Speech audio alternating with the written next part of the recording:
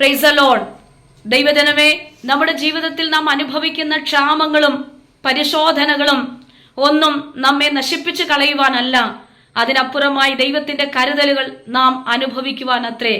ബേത്ലഹേമിൽ അല്പസമയങ്ങളിൽ കടന്നു വന്ന ക്ഷാമങ്ങൾ നവോമിയും കുടുംബവും മോവാബിലേക്ക് പോയി.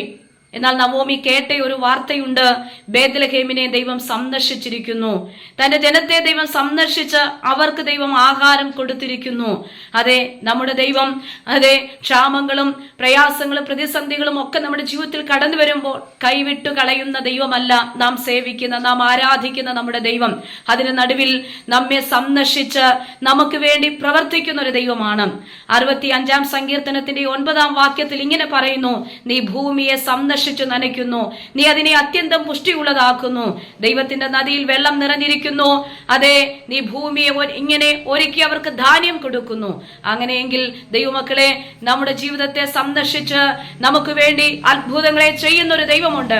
കർത്താവിന്റെ വചനം പറയുന്നു, അവൻ അല്പനേരത്തേക്ക് മാത്രം നമ്മെ ഉപേക്ഷിച്ചാലും മഹാകരുണയോടെ കർത്താവ് നമ്മെ ചേർത്തുകൊള്ളും. ഈ വചനങ്ങളാൽ ദൈവം ഈ പ്രഭാതത്തിൽ എല്ലാവരെയും അനുഗ്രഹിക്കുമാറാകട്ടെ.